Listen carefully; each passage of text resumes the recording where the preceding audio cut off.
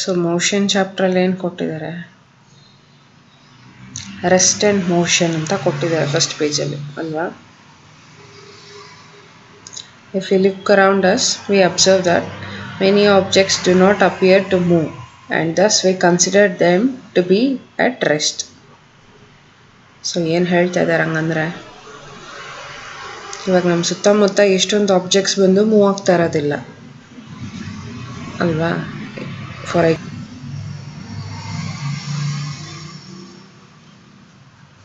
Okay, ಮರ, plants ಎಲ್ಲನೂ ಅಲ್ವಾ, ಅದ್ರ ಪಾಡಿಗೆ ಅದು ಮೂವ್ ಆಗೋದಿಲ್ಲ. So thus we consider them to be at rest. So move ಆಗ್ತಾ ಇಲ್ಲ ಅಂತಂದರೆ ಬಾಡಿ ರೆಸ್ಟಲ್ಲಿದೆ ಅಂತ ಅರ್ಥ. A body is said to be at rest if it does not change its position with respect to a fixed point in its surroundings. So ಅದು ಬಾಡಿಗೆ moment ಇರಲ್ಲ ಆ ಪಾಯಿಂಟಿಗೆ, ಅಂದರೆ ಸರೌಂಡಿಂಗ್ಸ್ ಕಂಪೇರ್ ಮಾಡಿದ್ರೆ ಈ ಬಾಡಿ ಹಾಗೆ ಇರುತ್ತೆ ರೆಸ್ಟಲ್ಲಿ. ಓಕೆನಾ, ವಿತೌಟ್ ಮೂಮೆಂಟ್ ಇರುತ್ತೆ with respect to surroundings. So ಅದನ್ನು ರೆಸ್ಟ್ ಅಂತ ಕರೀತಾರೆ. ನಿದ್ದೆ ಮಾಡ್ತಾ ಇದೆಯಾ? ಸೊ ಎಕ್ಸಾಂಪಲ್ಸಲ್ಲಿ ಏನು ಕೊಟ್ಟಿದ್ದಾರೆ, a book lying on the table will not change its position if it's not disturbed and will be considered to be in a state of rest. ಇವಾಗ ಫಾರ್ ಎಕ್ಸಾಂಪಲ್ ಟೇಬಲ್ ಮೇಲೆ ಬುಕ್ ಇದೆ, ಆ ಬುಕ್ನ ನೀನು 2 ದಿವಸ ಆದರೂ ಅಲ್ಲೇ ಇಟ್ಟಿರ್ತೀಯ, ನೀನು ಅದನ್ನು ಡಿಸ್ಟರ್ಬೇ ಮಾಡಲ್ಲ, ಅಂದರೆ ಮುಟ್ಟಕ್ಕೆ ಹೋಗೋದಿಲ್ಲ. ಸೊ ಬುಕ್ ಬಂದು it is considered to be in the state of rest. Surrounding compare ಮಾಡಿದ್ರೆ 2 ದಿನದಿಂದ ಅದು ಪೊಸಿಷನ್ ಚೇಂಜೇ ಮಾಡಿಲ್ಲ ಅಲ್ವಾ. ಸೊ ಅದನ್ನು ರೆಸ್ಟ್ ಅಂತ ಕರಿತೀವಿ. ಅರ್ಥ ಆಯ್ತಾ? So second example, a bench fixed under a tree is at rest as there is no change in the position of the bench with respect to the tree and other stationary objects. ಇವಾಗ for example ಪಾರ್ಕಲ್ಲೆಲ್ಲ ಕೆಳಗೆ, ಮರದ ಕೆಳಗೆ, plants ಹತ್ರ ಎಲ್ಲ ಒಂದು ಕುತ್ಕೊಳ್ಳೋಕ್ಕೆ bench ಥರ ಹಾಕಿರ್ತಾರೆ ಗೊತ್ತಾ. ಸೊ ಅದು ಎಷ್ಟು ದಿನ ಆದ್ರೂ ಅಲ್ಲೇ ಇರುತ್ತೆ, ಒಂದು ಸ್ವಲ್ಪನೂ 1 ಇಂಚು ಮೂವ್ ಆಗೋದಿಲ್ಲ ಕರೆಕ್ಟಾ. ಇಲ್ಲ ಒಂದು 10 ದಿನ ಆದಮೇಲೆ ಈ ಮರದ ಕೆಳಗೆ, 10 ದಿನ ಆದಮೇಲೆ ಬೇರೆ ಪ್ಲ್ಯಾಂಟ್ಸ್ ಪಕ್ಕ ಆ ಥರ ಮೂವ್ ಆಗೋಕ್ಕೆ ಸಾಧ್ಯ ಇದೆಯಾ? ಅದು with respect to its surrounding position ಬಂದು ಫಿಕ್ಸೆಡ್ ಆಗಿರುತ್ತೆ ಆ ಬೆಂಚದು. So bench is said to be at rest. Therefore, when the position of a body with respect to its surrounding does not change with time, the body is said to be at rest. So, a body is said to be at rest ಗೆ 2 definition ಕೊಟ್ಟಿದ್ದಾರೆ. First one time ಬಗ್ಗೆ ಹೇಳಿಲ್ಲ, ಬರೀ surrounding position change ಆಗ್ತಾ ಇಲ್ಲ, fixed ಪಾಯಿಂಟಲ್ಲೇ ಇದ್ದರೆ, ಈ 3 point ಅಷ್ಟೇ ಹೇಳಿದ್ದು. ಸೆಕೆಂಡ್ ಡೆಫಿನಿಷನಲ್ಲಿ ಏನು ಹೇಳಿದ್ದಾರೆ, with respect to its surrounding move ಆಗೋದಿಲ್ಲ ಬಾಡಿ, ಜೊತೆಗೆ does not move with change in time. ಎಷ್ಟೇ ಟೈಮ್ ಆದ್ರೂ ಬಾಡಿ ಸರೌಂಡಿಂಗ್ ಕಂಪೇರ್ ಮಾಡಿದ್ರೆ ಒಂದು ಸ್ವಲ್ಪನೂ ಮೂಮೆಂಟೇ ಇರೋದಿಲ್ಲ ಅಂತ ಹೇಳ್ತಾ ಇದ್ದಾರೆ. ಟೈಮ್ನ ಸೇರಿಸ್ತಾ ಇದ್ದಾರೆ. ಸೊ ಟೈಮ್ನ ಸೇರಿಸಿದ್ರೂ ಡೆಫಿನೇಷನ್ ಸೇಮೇನೆ.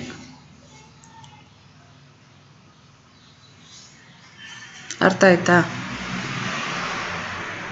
ಸೊ ಇದು 2 ಡೆಫಿನೇಷನ್ ಜ್ಞಾಪಕ ಇಟ್ಕೋಬೇಕು. Similarly, we find that many things around us move from one place to another. A flying bird, a moving bus, a boy playing football, oscillating pendulum of a wall clock, a moving train, a sailing ship, a walking man, etc. are some examples of motion. So ಇವಾಗ rest ಅನ್ನೋದು ನೋಡಾಯಿತು. ರೆಸ್ಟದ opposite ಬಂದು motion ಅಲ್ವಾ. So motion ಅಂತಂದರೆ ಒಂದು ಪ್ಲೇಸಿಂದ another ಪ್ಲೇಸಿಗೆ move ಆಗ್ತಾ ಇರುತ್ತೆ with time ಅಂತಲೂ ಹೇಳ್ಬೋದು. ಸೊ ಅದಕ್ಕೆ ಎಕ್ಸಾಂಪಲ್, ಪಕ್ಕದಲ್ಲಿ ಮಕ್ಕಳು ಆಟ ಆಡ್ತಾ ಇರ್ತಾರೆ, ಬಸ್ ಮೂವ್ ಆಗ್ತಾ ಇರುತ್ತೆ, ಹಕ್ಕಿ ಹಾರ್ತಾ ಇರುತ್ತೆ. ನಾರ್ಮಲ್ ಏನೂ ಇಲ್ಲ ಅಂದರೂ ಇವಾಗ ಕ್ಲಾಕಲ್ಲಿ ಅದು ಬಾಬ್ ಇರುತ್ತೆ ಗೊತ್ತಾ, ಪೆಂಡುಲಮ್, ಅದು ಶೇಕ್ ಆಗ್ತಾ ಇರುತ್ತೆ ಕರೆಕ್ಟಾ. ಅದನ್ನು ಮೋಷನ್ಗೆ ಎಕ್ಸಾಂಪಲ್ಲೇನೆ. A moving object keeps on changing its position continuously with time with respect to a fixed point in its surrounding. So motion ಅಂತಂದರೆ ಇದು ಡೆಫಿನಿಷನ್. ಸರಿನಾ? ಅಂದರೆ ಸೇಮ್ ಡೆಫಿನಿಷನ್ನೇ, ರೆಸ್ಟಲ್ಲಿ ಏನಿತ್ತು ಅದೇನೆ, ಬಟ್ ಅಲ್ಲಿ ಆಬ್ಜೆಕ್ಟ್ ಅಥವಾ ಬಾಡಿ ಮೂವ್ ಆಗೋದಿಲ್ಲ. ಇಲ್ಲಿ ಆಬ್ಜೆಕ್ಟ್ ಅಥವಾ ಬಾಡಿ ಮೂವ್ ಆಗುತ್ತೆ ಅಷ್ಟೇ ಡಿಫ್ರೆನ್ಸ್, ಇನ್ನೇನೂ ಅಲ್ಲ. ಸರಿನಾ? Moving object keeps on changing its position continuously, change ಆಗ್ತಾನೇ ಇರುತ್ತೆ with time with respect to a fixed point in its surrounding. So ಇದಕ್ಕೆ ಎಕ್ಸಾಂಪಲ್ಸ್ ಒಂದೆರಡು ಕೊಟ್ಟಿದ್ದಾರೆ. When a moving car changes its position with respect to a tree or a lamp post by the side of the road, the car is said to be in motion. ಅಂದರೆ ಇವಾಗ for example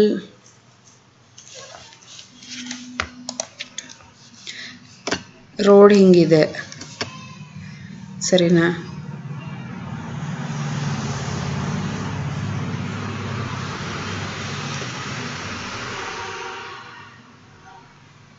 ನಂಗೆ actually ಡ್ರಾಯಿಂಗಲ್ಲಿ ಬರಲ್ಲ. So car ಹೆಂಗೆ ಹೋಗ್ತಾ ಇದೆ, first actually ಒಂದು tree ಬಂತು, ಓಕೆನಾ? ಇದು ಮೂವ್ ಆಗ್ತಾ ಇದೆ ಕಾರು ಅಂತ ಅರ್ಥ. ಸೆಕೆಂಡ್ ಇದೇ ಥರ ಹೋಗ್ಬೇಕಾದ್ರೆ ಇಲ್ಲಿ ಟ್ರೀ ಬಂದಿರಲಿಲ್ಲ. ಟ್ರೀ ಬದಲು ಏನು ಬಂತು? ಲ್ಯಾಂಪ್ ಪೋಸ್ಟ್, ಕರೆಂಟ್ ಕಂಬ ಬಂದಿತ್ತು, ಸರಿನಾ? ಸೊ ಒಂದೊಂದು ಆ ಟೈಮಿಗೆ ಕಾರ್ ಬಂದು ಕಂಟಿನ್ಯೂಸ್ಲಿ ಮೂವ್ ಆಗ್ತಾ ಇದೆ. ಫಸ್ಟು ಟ್ರೀ ಹತ್ರ ಇತ್ತು, ಇವಾಗ ಲ್ಯಾಂಪ್ ಪೋಸ್ಟ್ ಹತ್ರ ಇದೆ. So car is considered to be in motion, ಕರೆಕ್ಟಾ? ಸೊ ನೆಕ್ಸ್ಟ್ ಏನು ಕೊಟ್ಟಿದ್ದಾರೆ example? A flying bird is also said to be in motion as its changes its position with respect to the fixed objects such as a tree. ಇವಾಗ ಹಕ್ಕಿ ಅಂದರೆ ಏನು ಮಾಡುತ್ತೆ?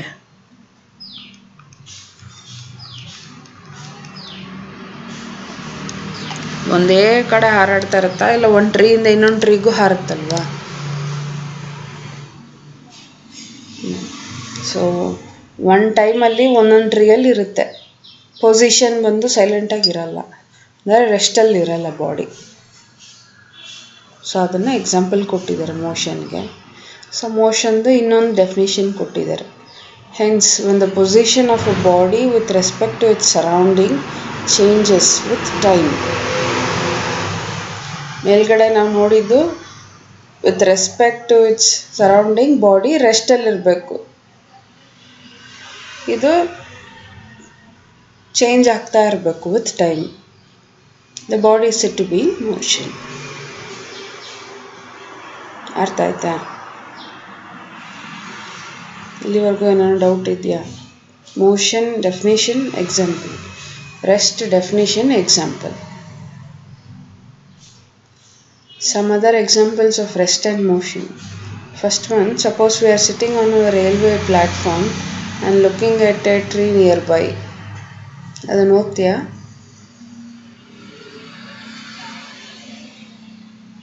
ಹೌದು, second ಲೈನಿಂದ.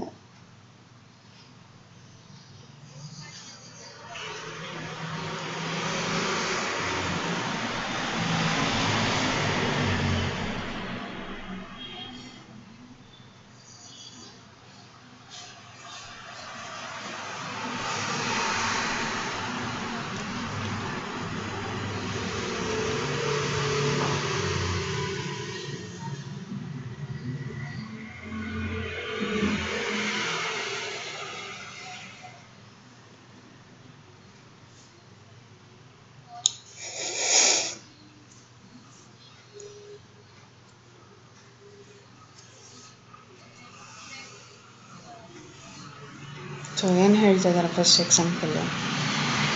ಟ್ರೈನಲ್ಲಿ ಹೋಗಿದ್ಯಾ? ಟ್ರೈನಲ್ಲಿ ಹೋಗ್ತಾ ಇರ್ಬೇಕಾದ್ರೆ ಪ್ಲ್ಯಾಟ್ಫಾರ್ಮಲ್ಲೆಲ್ಲ ನಿಂತಿರ್ತಾರೆ ಜನ, ಇಲ್ಲ ರೋಡಲ್ಲಿ ಜನ ನಿಂತಿರ್ತಾರೆ.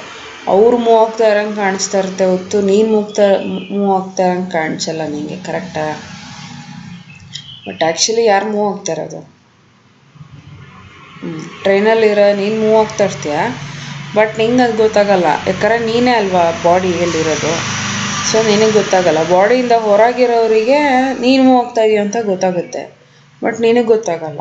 ನಿನಗೇನು ಗೊತ್ತಾಗುತ್ತೆ, ಹೊರಗಿರೋರೇ ಮೂವ್ ಆಗ್ತಾ ಇದ್ದಾರೆ, ನಾನು ಪಾಡಕ್ಕೆ ಕೂತಿದ್ದೀನಲ್ಲ ಅಂತ ನೀನು ಅನ್ಕೊತಾ ಇರ್ತೀಯ. ಸೊ ಇದು ರೈಲ್ವೆ ಸ್ಟೇಷನ್ದೇ ಎಕ್ಸಾಂಪಲ್ ಕೊಟ್ಟಿದ್ದಾರೆ. ಟ್ರೈನ್ ಮೂವ್ ಆಗ್ತಾ ಇರುತ್ತೆ, ಟ್ರೈನಲ್ಲಿರೋ ನಿನಗೆ ಪಕ್ಕದ ರೋಡಲ್ಲಿರೋ ಮರ, ಜನ, ಗಾಡಿ ಎಲ್ಲ ಮೂವ್ ಆಗ್ತಾ ಇರೋದು ಕಾಣಿಸುತ್ತೆ, ಆದರೆ ನೀನೇ ಮೂವ್ ಆಗ್ತಾ ಇದೀಯ ಅಂತ ನಿಂಗೆ ಗೊತ್ತಾಗಲ್ಲ. ಅರ್ಥ ಆಯ್ತಾ? ಮತ್ತು ಸೆಕೆಂಡ್ ಒನ್,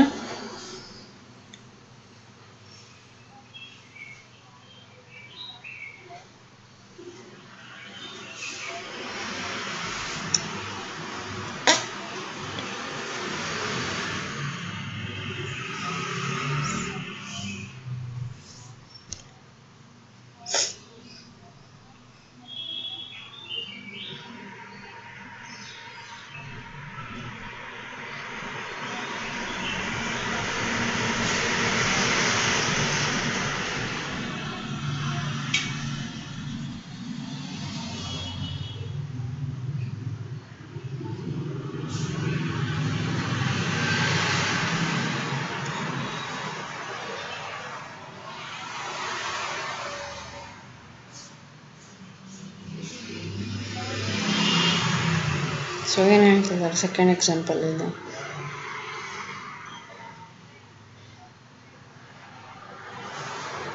ಇವಾಗ ಬಸ್ಸಲ್ಲೂ ಸೇಮ್ ಇದೇ ಥರ ಅಲ್ವಾ. ಇವಾಗ ನಾವು ಬಸ್ಸಲ್ಲಿ ಹೋಗ್ತಾ ಇದ್ದೀವಿ ಅಂತಂದರೆ ಹೊರಗಿರೋರು ಮೂವ್ ಆಗ್ತಾ ಇದ್ದೀವಿ ಅಂತ ಅನ್ಕೊತಾರೆ.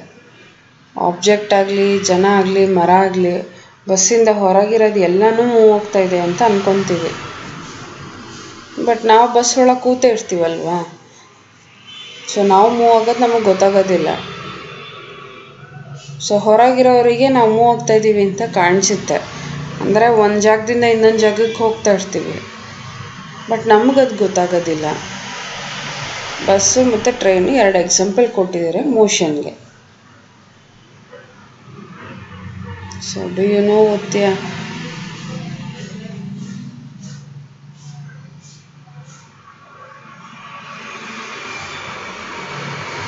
Everybody in the ಇನ್ವಾಯ್ಸಾ?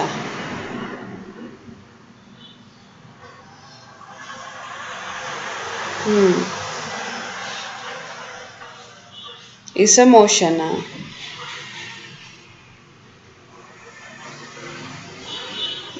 ಕರೆಕ್ಟಾಗಿ ಓದಲ್ಲಿರೋದು.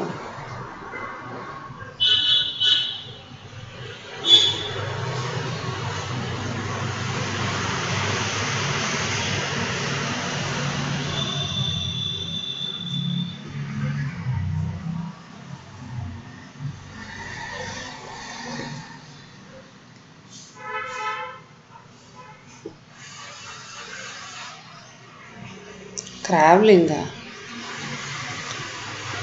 ಏನು ಸ್ಪೆಲ್ಲಿಂಗು? ಕ್ರಾಲಿಂಗ್.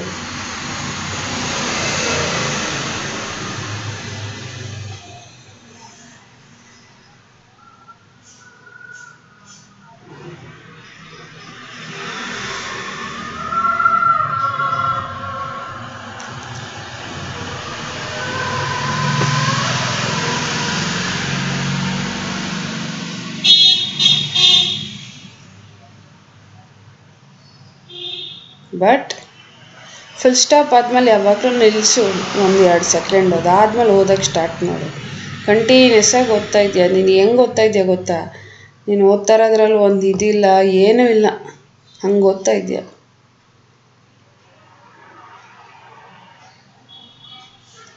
ಇಂಡೆಡಾ?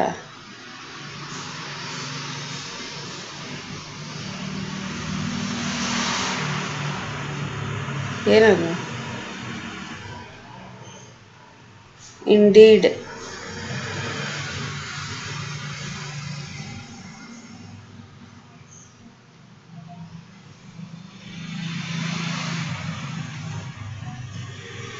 ಏನು ಹೇಳ್ತಾ ಇದ್ದಾರೆ?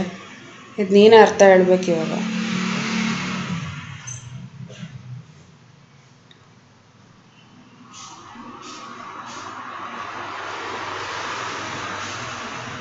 ಏನು?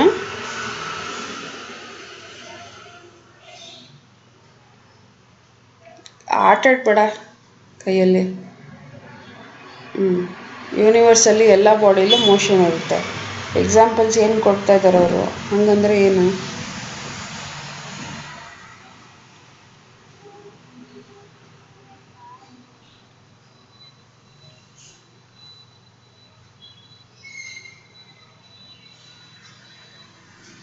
ಆಮೇಲೆ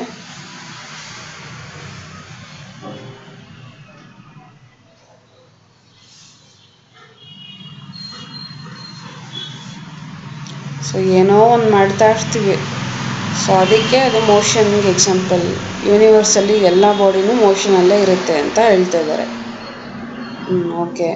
ನೆಕ್ಸ್ಟ್ ಅರ್ಧ ಪ್ಯಾರಾಗ್ರಾಫ್ ಏನು ಕೊಟ್ಟಿದ್ದಾರೆ?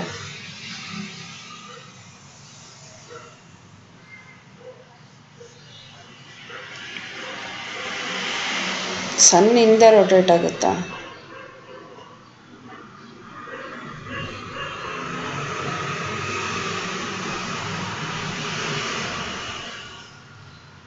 ಯಾರನ್ನು ರೊಟೇಟ್ ಮಾಡ್ತಾರೆ?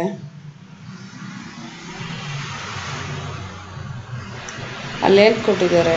Hour earth also moves.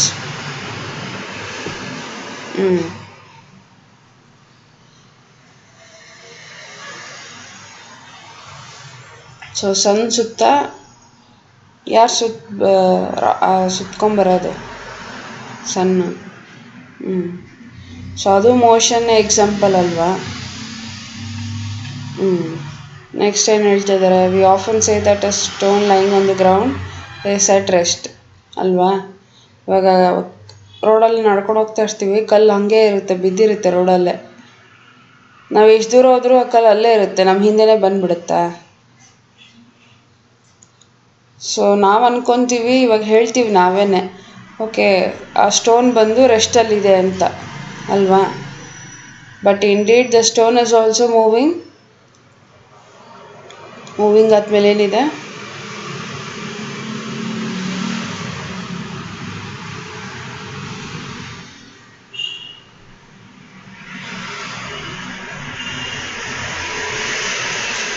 ನೀನು ನಿದ್ದೆ ಮಾಡ್ತಾ ಇದೀಯಾ?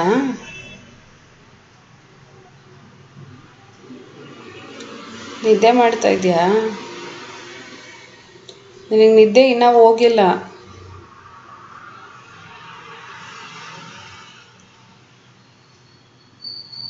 ಹೋಗಿ ಮುಖ ತೊಳ್ಕೊಂಬರ್ತೀಯಾ? ಹೋಗು.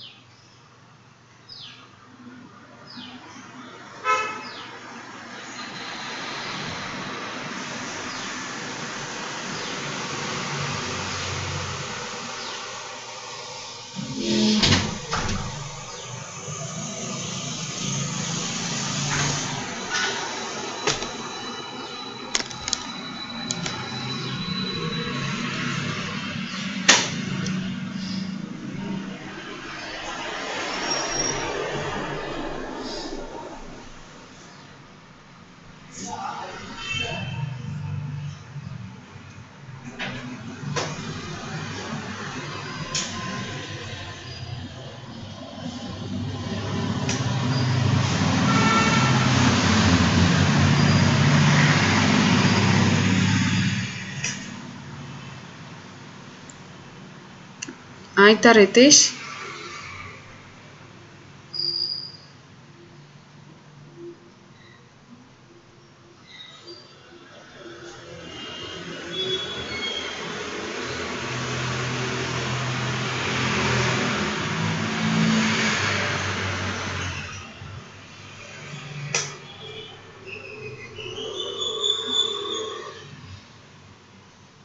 ಎಷ್ಟೊತ್ತು?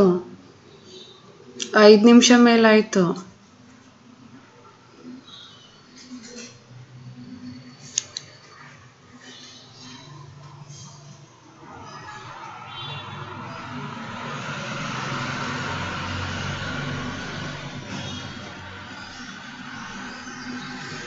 ಲಾಸ್ಟಲ್ಲಿ ಏನು ಹೇಳ್ತಾ ಇದೆ ಅಂತಂದರೆ, ಇವಾಗ ರೋಡಲ್ಲಿ ಒಂದು ಕಲ್ಲಿರುತ್ತೆ, ಆ ಕಲ್ಲು ನಾವು ಮೂವ್ ಆಗ್ತಾ ಇಲ್ಲ ಅಂತ ಅನ್ಕೊತೀವಿ.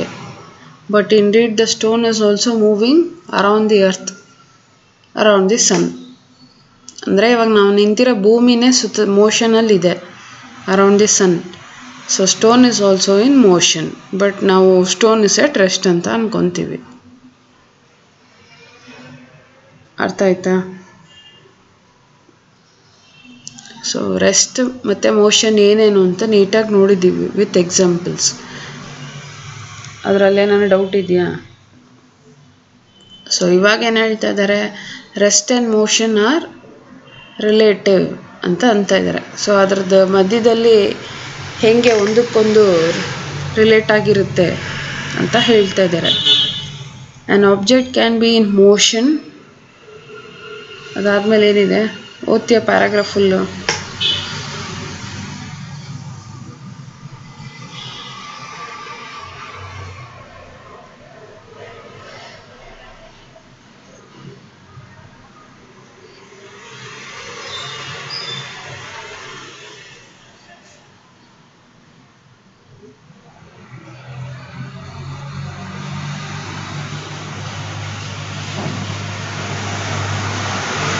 ಒಂದು ನಿಮಿಷ.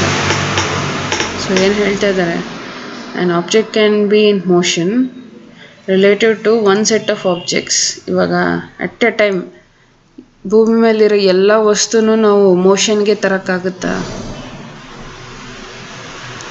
ಓಕೆ, ಮೇ ಬಿ ಒಂದು ಅರ್ಧ ಆಬ್ಜೆಕ್ಟ್ಸ್ನ ಮೋಷನಿಗೆ ತರೋಕ್ಕಾಗುತ್ತಾ ಅಟ್ ಎ ಟೈಮ್, ಒಂದೇ ಟೈಮಿಗೆ? ಮೇ ಬಿ ಟ್ರೈ ಮಾಡ್ಬೋದೇನೋ. ಇವಾಗ ನಿಮ್ಮ ಮನೇಲೆ ಇವಾಗ ನೀನು ಕೂತಿದೆಯಲ್ವಾ, ನಿನ್ನ ಪಕ್ಕದಲ್ಲೇ ಎಷ್ಟೊಂದು ವಸ್ತುನ ನೀನು ಮೂವ್ ಮಾಡ್ಬೋದಲ್ವಾ ಇವಾಗ. ಆದರೆ ಒಂದೊಂದು ವಸ್ತು ನೀನು ಏನೇ ಮಾಡಿದ್ರೂ ಮೂವ್ ಆಗೋದಿಲ್ಲ, ಕರೆಕ್ಟಾ? So motion and rest are relative. ಒಂದು ಆಬ್ಜೆಕ್ಟ್ ಮೋಷನಲ್ಲಿ ಇದೆ ಅಂದರೆ ಯಾವುದನ್ನ ಒಂದು ವಸ್ತು ರೆಸ್ಟಲ್ಲಿ ಇದ್ದೇ ಇರುತ್ತೆ. ಸೊ ಮೋಷನ್ ಆ್ಯಂಡ್ ರೆಸ್ಟ್ ಬಂದು ಯಾವಾಗಲೂ ಒಂದು ಹೇಳಿದ್ರೆ ಅದ್ರ ಜೊತೆಗೆ ಇನ್ನೊಂದು ಬಂದ್ಬಿಡುತ್ತೆ. ಮೋಷನ್ ಬಗ್ಗೆ ಮಾತಾಡ್ತಾ ಇದ್ರೆ ರೆಸ್ಟು ಜೊತೆಗೆ ಬಂದ್ಬಿಡುತ್ತೆ. ಮೋಷನ್ ಇಲ್ಲ ಅಂತಂದರೆ ಬಾಡಿ ಏನಾಗಿರುತ್ತೆ, ರೆಸ್ಟೇ ಅಲ್ವಾ. So they are relative terms ಅಂತ ಹೇಳ್ತಾ ಇದ್ದಾರೆ. ಅದನ್ನು ಪ್ರೂವ್ ಮಾಡೋಂಗೆ ಎಕ್ಸಾಂಪಲ್ಸ್ ಏನು ಹೇಳ್ತಾ ಇದ್ದಾರೆ? First one,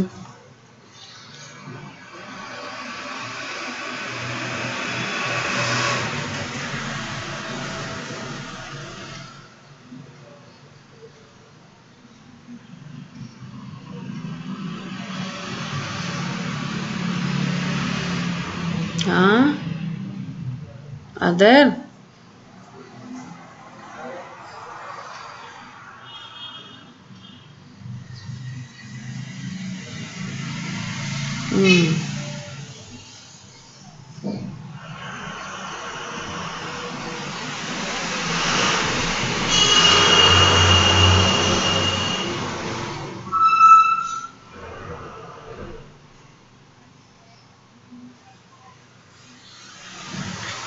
revolves around the sun.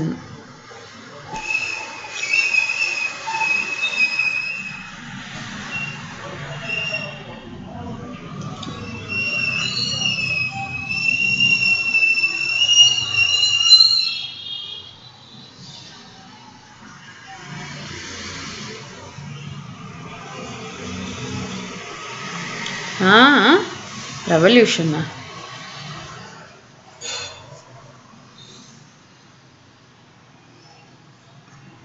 So ಏನು ಹೇಳ್ತಾ ಇದ್ದಾರೆ ಎಕ್ಸಾಂಪಲಲ್ಲಿ, ಫಾರ್ ಎಕ್ಸಾಂಪಲ್ ನೀನು ರೂಮಲ್ಲಿ ಇದೆಯಾ, ನೀನು ಮೂವ್ ಆಗ್ತಾ ಇದೆಯಾ ಬಾಡಿ, ನೀನು ಹಿಂಗೆ ಕೂತಿದ್ರೆ ನೀನು ಮೂವ್ ಆಗ್ತಾ ಇಲ್ಲ, ಕರೆಕ್ಟಾ? ನೀನು ರೆಸ್ಟಲ್ಲಿದ್ದೀಯಾ. ಬಟ್ ನೀನು ರೆಸ್ಟಲ್ಲಿದ್ದೀಯಾ ಅಂತ ಒಂದೇ ಕಾರಣಕ್ಕೆ ರೂಮಲ್ಲಿ ಎಲ್ಲ ವಸ್ತುನೂ ರೆಸ್ಟಲ್ಲಿದೆ ಅಂತ ಹೇಳೋಕ್ಕಾಗಲ್ಲ, ಇಲ್ಲ ಎಲ್ಲ ವಸ್ತುನೂ ಮೋಷನಲ್ಲಿದೆ ಅಂತ ಹೇಳೋಕ್ಕಾಗಲ್ಲ.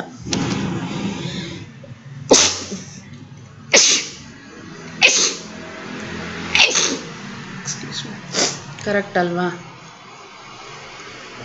You are at rest in relative to other stationary objects inside the room. Correct ಅಲ್ವಾ?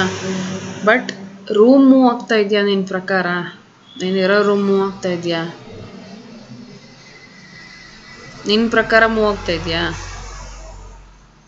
ನಿನ್ನ ಪ್ರಕಾರ ಮೂವ್ ಆಗ್ತಾ ಇಲ್ಲ, ಯಾಕಂದರೆ ನೀನು ಅದರಲ್ಲೇ ಇದೆಯಾ, ನಿನಗೆ ಗೊತ್ತಾಗಲ್ಲ ಮೂವ್ ಆಗ್ತಾ ಇದೆಯೋ ಇಲ್ವೋ ಅಂತ. ಬಟ್ ರೂಮ್ ಮೂವ್ ಆಗ್ತಾ ಇದೆ. ಯಾಕೆ, ಹೆಂಗೆ ಅಂತಂದರೆ ಆಲ್ರೆಡಿ ಅರ್ತು ಸನ್ ಸುತ್ತಾ ಇದೆ ಅಂತ ನಮಗೆ ಗೊತ್ತಾಯಿತು ಅಲ್ವಾ?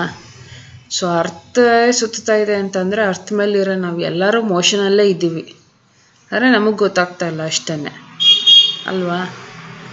So it takes 1 year to complete revolution around the sun. ಒಂದೇ ಒಂದು ಸುತ್ತಬೇಕು ಅಂತಂದರೆ 1 year ಆಗುತ್ತಂತೆ ಅರ್ತಿಗೆ. ಅರ್ಥ ಆಯ್ತಾ? Thus you are revolving with the earth around the sun. Hence in relation to the sun you are in motion. So ಸನ್ನಿಗೆ compare ಮಾಡಿದ್ರೆ ನಾವು earth ಮೋಷನಲ್ಲೇ ಇದ್ದೀವಿ, ಸನ್ ಸುತ್ತಾ ಇಲ್ಲ. Sun is at rest, earth is at motion. So we are. ಅರ್ಥ ಆಯ್ತಾ? So second example ಏನು ಕೊಟ್ಟಿದ್ದಾರೆ, in figure 2.1 a bus is in motion with respect to a boy sitting on a bench outside the bus, but the trees around him appear to be at rest.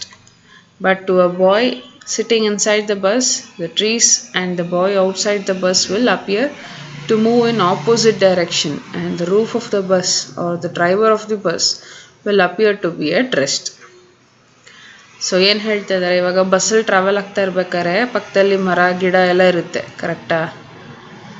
ಜೊತೆಗೆ ಇವಾಗ park ಆಗಿದ್ದರೆ ಅಲ್ಲಿ bench ಹಾಕ್ಕೊಂಡು ಇವಾಗ 2.1 ಫಿಗರಲ್ಲಿ ಹುಡುಗ ಕೂತಿದ್ದಾನಲ್ವಾ?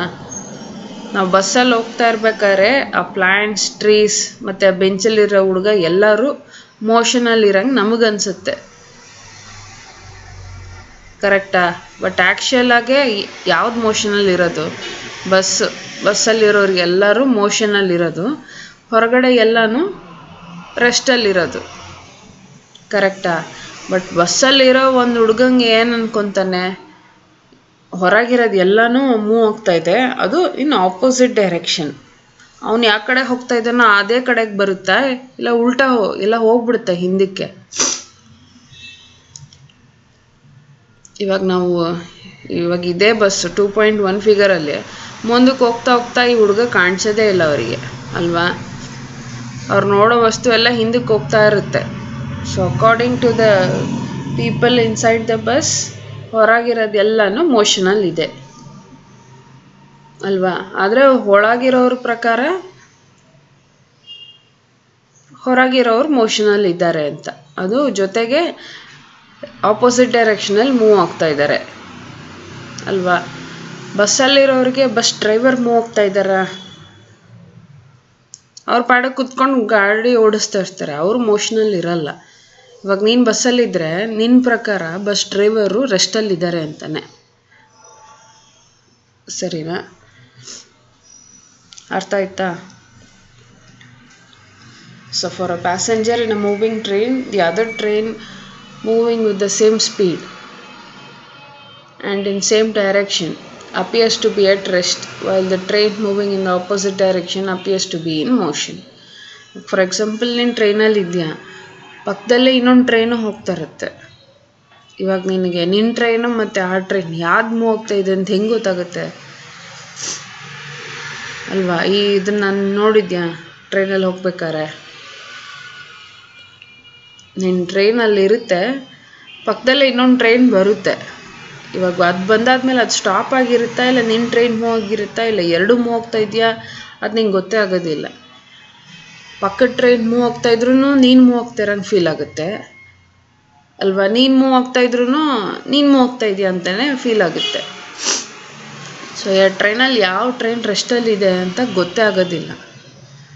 So ನೀನು ಆಪೋಸಿಟಲ್ಲಿರೋ train ಬಂದು ಅದು ಆಪೋಸಿಟ್ ಡೈರೆಕ್ಷನಲ್ಲಿ ಮೂವ್ ಆಗ್ತಾ ಇರುತ್ತೆ, ಇಬ್ಬರು ಒಂದೇ ಕಡೆ ಹೋಗ್ತಾ ಇರೋದಿಲ್ಲ. ಕರೆಕ್ಟ್ ಅಲ್ವಾ? ಈ ಥರ ಆಗಿದೆ ಅಲ್ವಾ ನಿಂಗೆ ಎಕ್ಸ್ಪೀರಿಯನ್ಸು? ಸೊ ಅದನ್ನು ಹೇಳ್ತಾ ಇದ್ದಾರೆ ಎಕ್ಸಾಂಪಲ್ ಆಗಿ. Thus we conclude that an object while in motion with respect to a set of objects can appear at the same time in a state of rest with respect to some other set of objects moving with the same speed and in the same direction. It is the observer and the surroundings that decide whether a given object is at rest or in motion. So ಇದರಿಂದ ಅವ್ರು ಏನು conclude ಮಾಡ್ತಾ ಇದ್ದಾರೆ ಅಂತಂದರೆ, ಇವಾಗ ಒಂದು ವಸ್ತು move ಆಗ್ತಾ ಇದೆ, ಓಕೆನಾ, ವಿತ್ ರೆಸ್ಪೆಕ್ಟ್ ಟು ಅಕ್ಕಪಕ್ಕ ಇರೋ ಆಬ್ಜೆಕ್ಟ್ಸಿಗೆ ಕಂಪೇರ್ ಮಾಡಿದ್ರೆ ಒಂದು ವಸ್ತು ಮೂವ್ ಆಗ್ತಾ ಇದೆ, ಓಕೆನಾ, ಒಂದೇ ಟೈಮಲ್ಲಿ ಮೂವ್ ಆಗ್ತಾ ಇರೋದು. ಫಾರ್ ಎಕ್ಸಾಂಪಲ್ 2-3 ವಸ್ತು ಮೂವ್ ಆಗ್ತಾ ಇದೆ with the same speed in the same direction, ಓಕೆನಾ. ಸೊ ಯಾವ್ದು ಮೂವ್ ಆಗ್ತಾ ಇದೆ, ಇವಾಗ ನಾನು ಹೇಳಿದ್ನಲ್ಲ ಟ್ರೈನ್ ಎಕ್ಸಾಂಪಲ್, ಯಾವ್ದು ಮೂವ್ ಆಗ್ತಾ ಇದೆ ಯಾವ್ದು ಮೂವ್ ಆಗ್ತಾ ಇಲ್ಲ ಅಂತ ಗೊತ್ತಾಗಲ್ಲ. ಕರೆಕ್ಟಾ? ಒಳಗಿರೋರಿಗೆ ಗೊತ್ತಾಗಲ್ಲ, ಹೊರಗಿರೋರಿಗೆ ಗೊತ್ತಾಗುತ್ತೆ ಯಾವ ಟ್ರೈನ್ ಮೂವ್ ಆಗ್ತಾ ಇದೆ ಅಂತ. ಕರೆಕ್ಟಾ? ಇವಾಗ ನೀನು ಟ್ರೈನಲ್ಲಿ ಇದ್ದು ನಾನು ಟ್ರೈನ್ ಆಚೆ ಇದ್ದರೆ ನಿನಗೆ ನಿಂದು ಮತ್ತು ಪಕ್ಕ ಇರೋ ಟ್ರೈನ್ ಮೂವ್ ಆಗ್ತಾ ಇದೆಯೋ ಇಲ್ವೋ ಅಂತ ಗೊತ್ತಾಗಲ್ಲ. ಬಟ್ ನನಗೆ ನೀವು 2 ಟ್ರೈನಲ್ಲೂ ಯಾವ ಟ್ರೈನ್ ಮೂವ್ ಆಗ್ತಾ ಇದೆ ಅಂತ ನಾನು ಹೇಳ್ಬೋದು ಅಲ್ವಾ? ಸೊ ಅದರಿಂದ ಏನಂತ ಇದ್ದಾರೆ, it is the observer and the surroundings that decide whether a given object is at rest or in motion. Observer ಅಂತಂದರೆ ನಾನು, ಓಕೆನಾ. ನೀನು ಆಲ್ರೆಡಿ ಒಂದು ಆಬ್ಜೆಕ್ಟ್ ಒಳಗೆ ಇದೆಯಾ, ನೀನು ಅಬ್ಸರ್ವರ್ ಆಗಲ್ಲ. ಅಬ್ಸರ್ವರ್ ಅಂದರೆ ಆಬ್ಜೆಕ್ಟ್ನೇ ನೋಡಬೇಕು, ನೀನು ಆಬ್ಜೆಕ್ಟ್ ಒಳಗೆ ಇದೆಯಾ, ಸರಿನಾ? It depends on the observer and the surroundings. ಒಂದು ಆಬ್ಜೆಕ್ಟ್ ಮೂವ್ ಆಗ್ತಾ ಇದೆಯಾ ಇಲ್ಲ ರೆಸ್ಟಲ್ಲಿ ಇದೆಯಾ ಅಂತ ಹೇಳೋದು ಯಾರು ಹೇಳಬೇಕು? ಮೇಯ್ನಾಗೆ ಅಬ್ಸರ್ವರ್ ಹೇಳಬೇಕು, ಸೊ ದಟ್ ಅದು ಕರೆಕ್ಟಾಗಿರುತ್ತೆ. ಆಬ್ಜೆಕ್ಟ್ ಒಳಗೆ ಕೂತ್ಕೊಂಡು ನಾವು ಹೇಳೋಕ್ಕಾಗಲ್ಲ. ಅರ್ಥ ಆಯ್ತಾ? So different types of motions, different objects have different types of motions. For example, a train moves straight along its track, a fan rotates, and the earth revolves around the sun. There can be many more such examples. These kinds of motion can be classified into the following types. ಇವಾಗ motion ಅನ್ನೋದು ಎಷ್ಟೊಂದು ಥರ ಇರುತ್ತೆ, ಕರೆಕ್ಟಾ? ಇವಾಗ body move ಆಗ್ತಾ ಇದೆ ಅಂದರೆ ಬರೀ ಸ್ಟ್ರೈಟ್ ಲೈನಲ್ಲೇ ಮೂವ್ ಆಗುತ್ತಾ, ಮುಂದಕ್ಕೆ ಹೋಗುತ್ತಾ? ಸ್ಟ್ರೈಟ್ ಲೈನಲ್ಲಿ ಹಿಂದಕ್ಕೂ ಬರ್ಬೋದು, ಸ್ಟ್ರೈಟ್ ಲೈನಲ್ಲಿ ಆ ಕಡೆ ಈ ಕಡೆನೂ ಹೋಗ್ಬೋದು, ರೌಂಡ್ ಹೊಡಿಬೋದು, ಅರ್ಧ ರೌಂಡ್ ಹೊಡಿಬೋದು. ಮೋಷನ್ ಅಂದರೆ ಏನು ಬೇಕಾದ್ರೂ ಮಾಡ್ಬೋದಲ್ವಾ? ಸೊ ಅದನ್ನು ಟೈಪ್ಸ್ ಆಫ್ ಮೋಷನ್ ಹೇಳಿದ್ದಾರೆ. ಫಸ್ಟ್ ಒನ್ ಬಂದು ಟ್ರಾನ್ಸ್ಲೇಟರಿ ಮೋಷನ್. ಆಮೇಲೆ ಏನಿದೆ ಸೆಕೆಂಡ್ ಒನ್?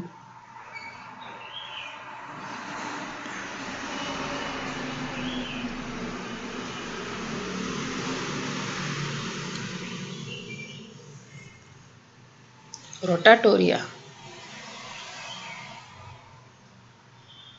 ರೊಟೇಟರಿ,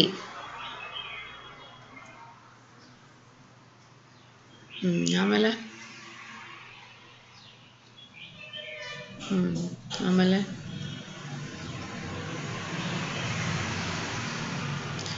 ಆಸಿಲೇಟರಿ,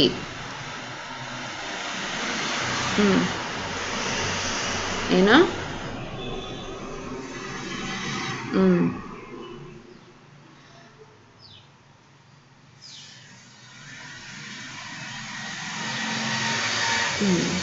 ಎಷ್ಟು ಟೈಪ್ಸ್ ಇದೆ. ಸೊ ಅದರಲ್ಲಿ ಫಸ್ಟ್ ಒನ್ ನಾವು ಇವತ್ತು ಟ್ರಾನ್ಸ್ಲೇಟರಿ ಮೋಷನ್ ನೋಡಬೇಕು. If on object like vehicle moves in a line in such a way that every point of the object moves through the same direction in the same time, then the motion of the object is called translatory motion. So ಏನು ಹೇಳ್ತಾ ಇದ್ದಾರೆ?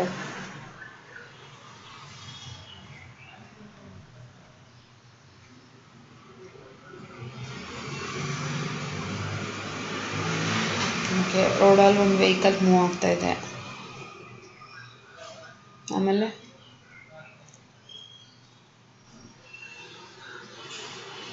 the same distance in the same time, then the motion of the object is called as translatory. So ಇಲ್ಲಾಂದರೆ example ಹೇಳ್ತೀಯ, example ಅರ್ಥ ಆಗುತ್ತೆ. When a cycle moves from position 1 to position 2 as shown in the figure 2.2, the front wheel moves from A to A1. ಅದು ಕಾಣಿಸ್ತಾ ಇಲ್ಲ, ಓದ್ತೀಯಾ? ಹೌದು, third ಲೈನಿಂದ ಓದು, ಫೋರ್ತ್ ಲೈನಿಂದ. The back wheel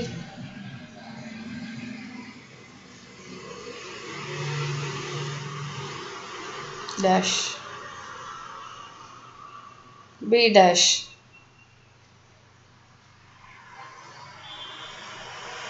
from and the cyclist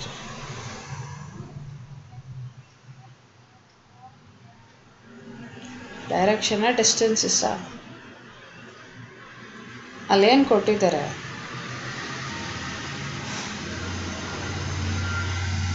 such that all the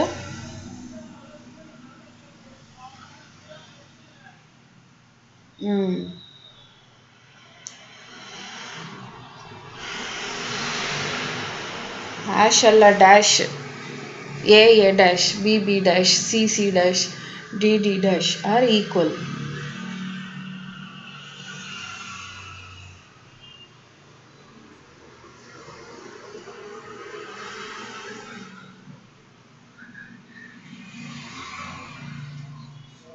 so ಇವಾಗ ಅರ್ಥ ಆಗ್ತಾ ಇದೆಯಾ?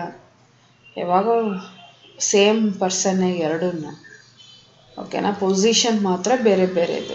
ಇವಾಗ ನೀನು ಸ್ಟಾರ್ಟಿಂಗ್ ಪಾಯಿಂಟ್ ಮತ್ತು ಎಂಡಿಂಗ್ ಪಾಯಿಂಟ್ ಇರುತ್ತೆ, ಓಕೆನಾ? ನೀನು ಇಲ್ಲಿಂದ ಸ್ಟಾರ್ಟ್ ಮಾಡಿರ್ತೀಯ, ಇದು ಎಂಡಿಂಗ್ ಪಾಯಿಂಟು. ಬಟ್ ನೀನು ಇಲ್ಲಿಂದ ಇಲ್ಲಿಗೆ ಹೋಗಿರ್ತೀಯ, ಅಷ್ಟೊತ್ತಿಗೆ ಅವರು ಎ ಡ್ಯಾಶ್ ಅಂತ ಕರೀತಾರೆ ಅದು, ಓಕೆನಾ? ಎ ಇಂದ ಝೆಡ್ವರೆಗೂ ನೀನು ಹೋಗ್ಬೇಕಾಗಿದ್ದು, ಎ ಇಂದ ಎ ಡ್ಯಾಶಿಗೆ ಒಂದು ಸ್ವಲ್ಪ ಸ್ಟಾರ್ಟಾಗಿ ನಿಲ್ಲಿಸ್ಬಿಟ್ಟಿದ್ದಾರೆ, ಓಕೆನಾ? ಇವಾಗ ಇದನ್ನೇನಂತ ಇದ್ದಾರೆ? ಎ ಅಂತಂದರೆ ದ ಫ್ರಂಟ್ ವೀಲ್, ಓಕೆನಾ? ಇದು ಫ್ರಂಟ್ ವೀಲ್. ಫಸ್ಟು ಎ ಅಲ್ಲಿತ್ತು, ಆಮೇಲೆ ಎ ಡ್ಯಾಶಿಗೆ ಬಂದಿದೆ, ಆಮೇಲೆ ಬಿ ಡ್ಯಾಶ್ ಅಂತಂದರೆ ಬ್ಯಾಕ್ ವೀಲ್ ಅಲ್ವಾ? ಆಮೇಲೆ ಸಿ ಡ್ಯಾಶ್ ಅಂದರೆ ಹ್ಯಾಂಡಲ್, ಸೈಕಲ್ದು ಹ್ಯಾಂಡಲ್. ಆಮೇಲೆ ಡಿ ಡ್ಯಾಶ್ ಅಂದರೆ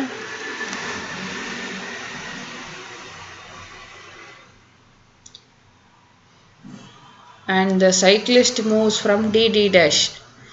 ಇದು ಸೈಕಲ್ ಮೇಲೆ ಕೂತಿರೋನು ಸೈಕ್ಲಿಸ್ಟ್ ಮೂವ್ ಆಗೋದು. ಇದೆಲ್ಲ ಮೂಮೆಂಟೇನೆ. ಎ ಇಂದ ಎ ಡ್ಯಾಶಿಗೆ ಮೂವ್ಮೆಂಟ್ ಆಗಿರೋದು ಫ್ರಂಟ್ ವೀಲ್ ಮೂವ್ ಆಗಿರೋದು, ಬಿ ಇಂದ ಬಿ ಡ್ಯಾಶಿಗೆ ಮೂವ್ ಆಗಿರೋದು ಬ್ಯಾಕ್ ವೀಲ್, ಸಿ ಇಂದ ಸಿ ಡ್ಯಾಶ್ ಮೂವ್ ಆಗಿರೋದು ಹ್ಯಾಂಡ್ಲ್, ಡಿ ಇಂದ ಡಿ ಡ್ಯಾಶು ಸೈಕಲ್ ಮೇಲೆ ಕೂತಿರೋದು ಮೂವ್ ಆಗಿರೋದು. ಅಂದರೆ ಇಲ್ಲಿಂದ ಇಲ್ಲಿಗೆ ಬಂದಿರ್ತಾನೆ, ಆ್ಯಕ್ಚುಲಿ ಇಲ್ಲಿವರೆಗೂ ಬರಬೇಕು, 1 ಇಂದ 2ವರೆಗೂ ಬಂದುಬಿಟ್ಟಿರ್ತಾನೆ ಅಷ್ಟೇ, 10ವರೆಗೂ ಇನ್ನೂ ಹೋಗಬೇಕಾಗಿತ್ತು. ಇದೆಲ್ಲ 1 ಇಂದ 2 ಬಂದಿರೋದು ಅಷ್ಟೇ ಇದು ಕೊಟ್ಟಿರೋದು. ಸೊ ಇಲ್ಲಿಂದ ಇಲ್ಲಿಗೆ ಹೋಗಿರ್ತೀವಿ, ಡಿಸ್ಟೆನ್ಸು ಸೇಮ್, ಓಕೆನಾ? ಈ ಕಡೆ ಟೈಮ್ ಸೇಮ್, ಇದು ಎಲ್ಲದಕ್ಕೂ ಡಿಸ್ಟೆನ್ಸು ಟೈಮ್ ಎಲ್ಲ ಸೇಮ್ ಇದೆ. ಸೊ ಅಂಥದ್ದನ್ನ ಇವಾಗ ಟ್ರಾನ್ಸ್ಲೇಟರಿ ಮೋಷನ್ ಅಂತ ಕರಿತೀವಿ.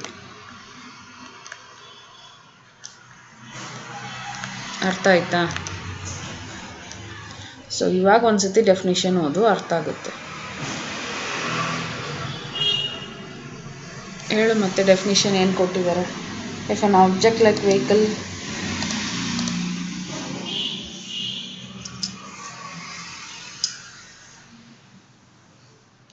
in such a way that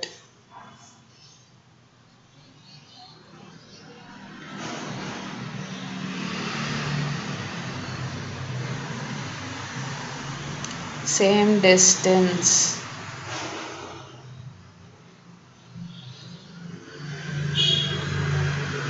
then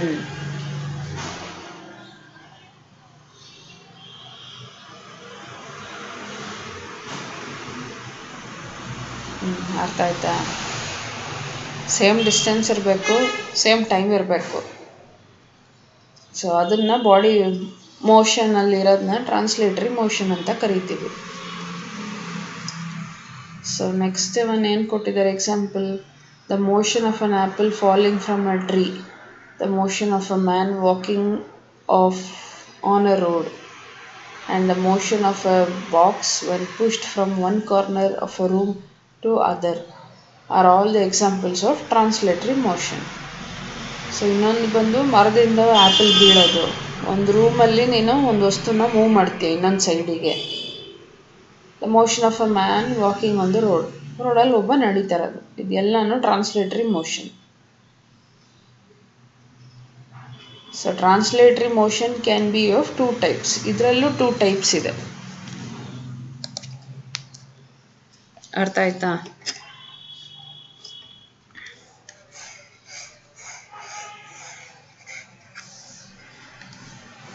so ಇದರಲ್ಲೂ 2 types ಇದೆ. ಫಸ್ಟ್ ಒನ್ ಏನು ಹೇಳ್ತಿದ್ದಾರೆ,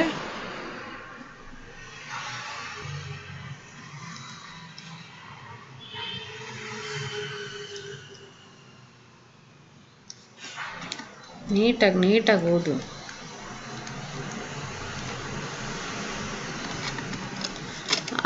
RECTI ಅಂದರೆ ಏನು? ರೆಸ್ಟಿಯಾ? ಎಲ್ಲಿದೆ ರೆಸ್ಟಿಗೆ? ಇದೇನಿದು? ಇದೇನು ಇದು? ಲೇಯರಾ? ನಾನು ಇದೆಲ್ಲಿದ್ಯಾ? ರಿತೀಶ್ ನೀಟಾಗಿ ಓದು. ಇದೇನು ಸ್ಪೆಲ್ಲಿಂಗ್ ಇದು?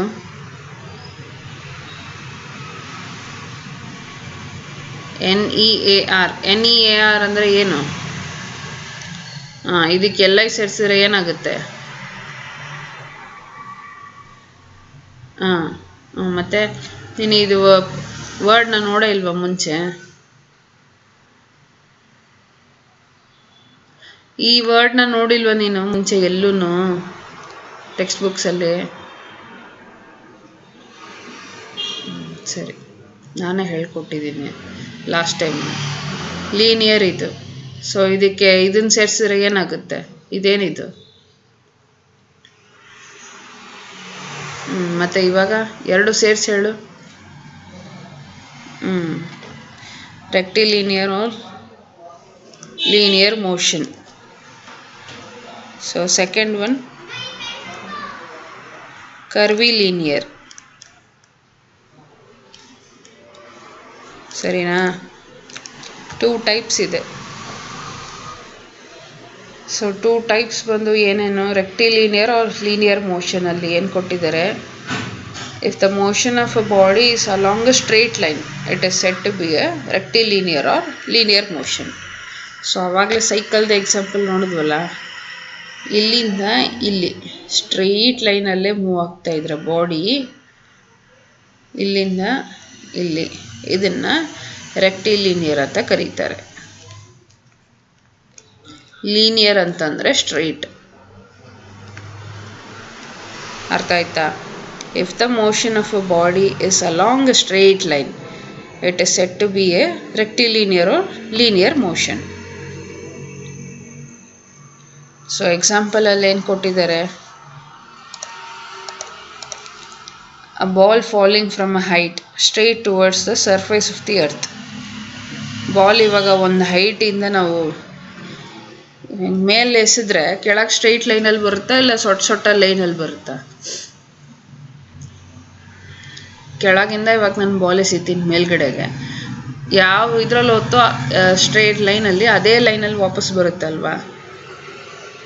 ಸೊ ಅದೊಂದು example. Car moving on a straight road ಮೇಲೆ ಕಾರ್ ಮೂವ್ ಆಗ್ತಿರೋದು. And a coin moving over a carrom ಬೋರ್ಡಲ್ಲಿ ಒಂದು ಕಾಯಿನ ಮೂವ್ ಮಾಡಿದ್ರೆ ಸ್ಟ್ರೈಟಾಗೆ ಮೂವ್ ಆಗುತ್ತಲ್ವಾ? ಸೊ ಇದೆಲ್ಲನೂ ಎಕ್ಸಾಂಪಲ್ ರೆಕ್ಟಿಲಿನಿಯರ್. ಸೊ ಅಲ್ಲೂ ಕೊಟ್ಟಿದ್ದಾರೆ 2.3 ಅಲ್ಲಿ. ಸರಿನಾ? ಸೊ ಇದು ಬಿಟ್ಟು ಇನ್ನು ಎಕ್ಸಾಂಪಲ್ಸ್ ಅಂತಂದರೆ some other examples of rectilinear motion. The motion of a bullet fired from a gun. ಇವಾಗ ಗನ್ ಶೂಟ್ ಮಾಡ್ತಾರಲ್ವಾ, ಹಂಗೆ ಶೂಟ್ ಮಾಡ್ಬೇಕಾದ್ರೆ ಬುಲೆಟ್ಟು ಮತ್ತು ಗನ್ನು ಸ್ಟ್ರೈಟ್ ಲೈನಲ್ಲೇ ಇರುತ್ತೆ ಅಲ್ವಾ. ಇವಾಗ ಫಾರ್ ಎಕ್ಸಾಂಪಲ್ ಬುಲೆಟ್ ಇಲ್ಲಿ ಅಂದರೆ ಗನ್ ಇಲ್ಲಿದೆ ಅಂದರೆ ಗನ್ ಎಂಡ್ ಆಗೋದು ಇದು, ಇಲ್ಲಿಂದನೇ ಬುಲೆಟ್ ಹಿಂಗೆ ಹೋಗುತ್ತೆ, ಕರೆಕ್ಟಾಗಿ ಸ್ಟ್ರೈಟಾಗೇ ಹೋಗುತ್ತೆ, ಸೊಟ್ಟ ಹೋಗೋದಿಲ್ಲ ಫೈರ್ ಮಾಡಾದ್ಮೇಲೆ, ಕರೆಕ್ಟ್ ಅಲ್ವಾ. ಸೊ ಅದನ್ನೇ ಎಕ್ಸಾಂಪಲ್ ಹೇಳ್ತಾ ಇದ್ದಾರೆ. ಮತ್ತು ಸೆಕೆಂಡ್ ಒನ್ ಏನು ಹೇಳ್ತಾ ಇದ್ದಾರೆ?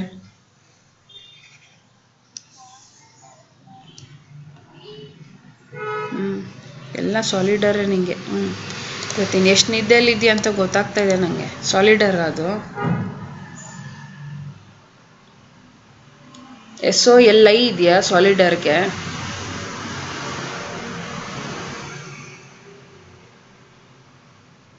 ಕೇಳಿಸ್ತಾ ಇದೆಯಾ?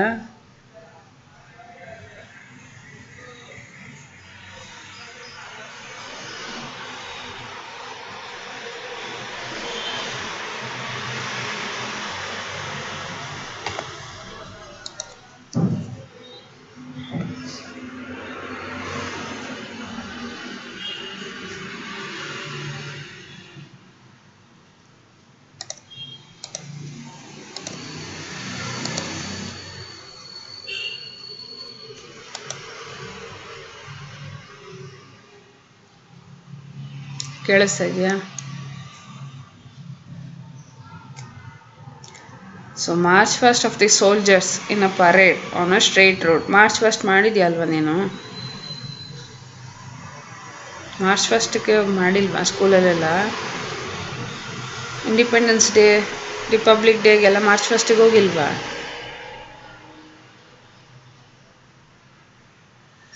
ಬಟ್ ನೋಡಿದ್ಯಲ್ವ ಅವ್ರು ಮಾಡೋದು?